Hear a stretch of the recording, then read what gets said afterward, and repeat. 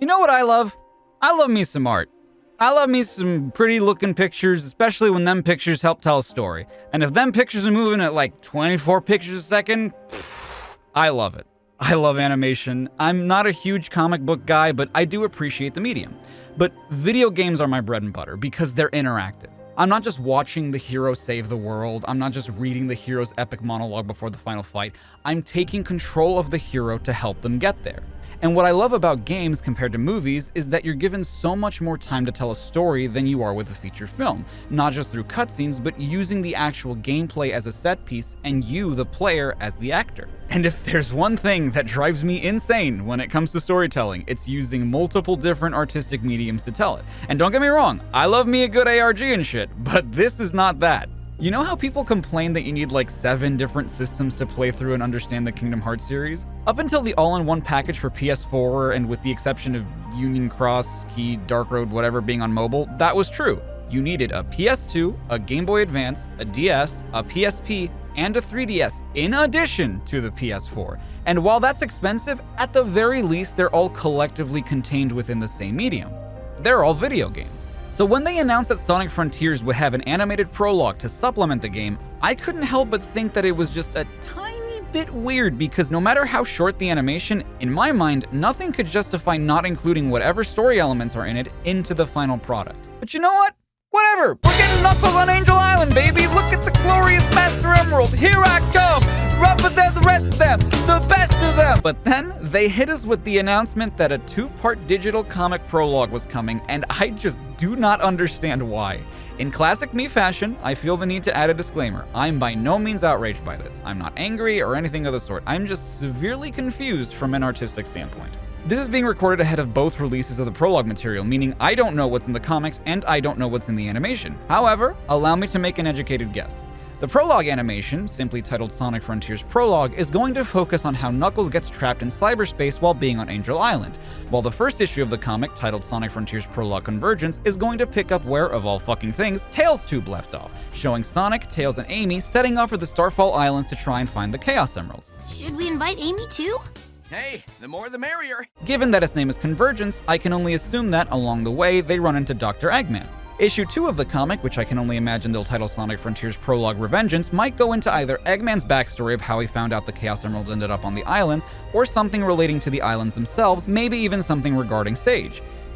Except, wait, the cover of this comic shows Sonic, Amy, and Tails flying in the tornado, and this is a prologue, but didn't a cutscene leak that showed Sonic, Amy, and Tails flying in the tornado at the beginning of the game?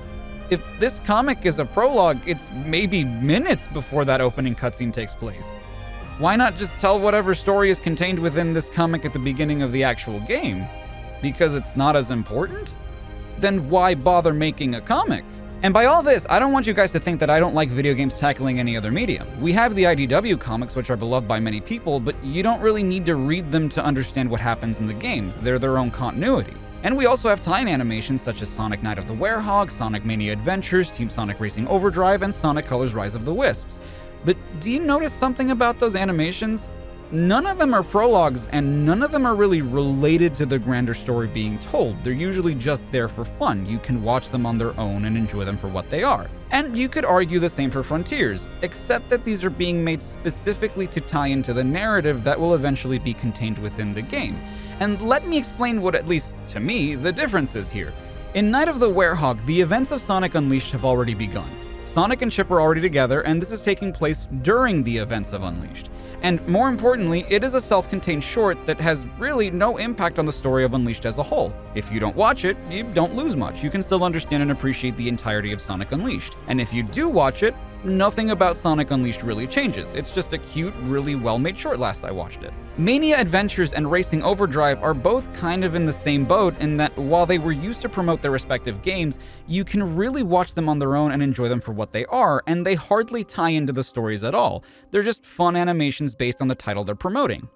Rise of the Wisps is a weird one because it is technically story-related, but it's more revisionist because it tackles a part of the story that was never in Sonic Colors to begin with, and was more to tie into Colors Ultimate's new Rival Rush mode as well as the new Jade Wisp. And even so, Colors' story is so inessential that even retroactively adding the story of Rise of the Wisps doesn't change the overall story being told. In fact, as I'm writing this, I just found out that Colors Ultimate had some prequel comics of its own, and my god do they basically add nothing. But they do sort of explain how Sonic and Tails heard of the theme park, which, I mean, would have been nice to know in the base game, but again, this is coming 11 years later, not ahead of the game's release. It's adding context to an already existent work. Like, did they realize halfway through Frontiers' development that there was an important story element that they didn't explore in the game? They might have, which might explain it, but both animations and comics still require planning, drafting, touch-ups. They're not just suddenly made overnight, so these aren't last-minute decisions. The Prologue animation was announced in June, the same month we saw official gameplay. But if that's the case, again, why not make it a part of the game itself? I doubt it's money. The Colors Ultimate comics were published on Twitter. Sonic Forces also had a series of Prologue comics that were distributed digitally, again, for free, apparently through gaming publications. And any ad revenue that the Prologue animation would make would be a drop in the ocean compared to the money they'd make through actual sales of the game. So, is it just promotional material? But you have trailers, and aside from the ones IGN put out in June, those have been doing pretty well. It's just so bizarre to me. If they're story-related, you could easily make the upcoming animation and comics into cutscenes in the game and release those as promotional materials, and they would serve the exact same purpose while still being contained in what you're selling. Remember how I said that the first comic is probably going to pick up where Tails Tube left off? I don't consider Tails Tube to be a prologue to Frontiers. If anything, I do think Tails Tube was set up to be important to the Sonic series moving forward, especially for fans of the series who want a consolidated version of the series as canon, but I wouldn't call those VTuber videos prologues for the upcoming game. Cycling back to the Forces comics, this is suspiciously similar to those in that they're prologues leading up to the release that are story-related in games that seem to be pretty story-focused. And for what the Forces comics are, they don't add the context that you think they would. I don't understand the story of the game any more or any less, and anything they do add are things that are so minor that I'm left wondering why they even added them to begin with, or so unexplored that I'm left disappointed that it wasn't expanded upon in the game or even the comic itself. And it's not like the comics are super bloated to the point that it would feel too lengthy to add in cutscene form. Sonic Unleashed has a 6-minute opening cutscene, and that's one of the longer ones in the series. You think whatever's contained in the comics couldn't be told in cutscene form? Or whatever the prologue animation is going to contain? That's basically already a cutscene, just in a different animation style. You want to know an example of this done right? I just learned about this, but Sonic Lost World had a prologue comic too, except there's one major difference between that and the rest of the examples I've showcased up until this point. It was contained in a magazine you had to pay for. Now, obviously, don't love that, but what I do like is what is contained within the comic. It shows Eggman arriving to the Lost Hex with Orbot and Cubot for the very first time, as well as their first encounter with the Red Zeddy leader. Oh, he actually tells Eggman his name in this comic. Did you know that we never once learned Zavok's name in the console version of Lost World? Xena's name is never even spoken aloud in the entire series. And while the rest of the Zeddy don't get proper introductions, at the very least we're given an idea of how Eggman began controlling them. One of the things that always bothered me about the game was that the cacophonic conch is just there. We don't even learn that it's a thing until World 2, and while its origin still remains a mystery in the comic, at the very least Orbot implies that Eggman learned about it and set out to find it. And honestly, it's now that I realize that this happens a lot. Eggman somehow finds out how to unleash an ancient water god from the Master Emerald, Eggman somehow finds out about his grandfather having a secret weapon guarded by the military, Eggman somehow finds out about the Scepter of Darkness, Eggman somehow finds out about the Gaia manuscripts. He finds out about these things a lot. Even better, we get a little scene with Sonic and his friends noticing that the animals around Green Hill have gone missing, and I swear that the little interactions in this comic, which like Frontiers was penned by Inflin, represent a way better version of the characters than what little we got in the actual game. That being said, while I think this prologue is better executed than the ones we got for Forces and Colors Ultimate, I still wish this was in the game instead of being relegated to comic form. You know how a lot of anime is adapted from the respective manga and how a lot of them leave out details that aren't super important in the grand scheme of the plot for the sake of pacing and each episode's runtime, but that once you read the manga, you start to understand a plot point or a character a lot more?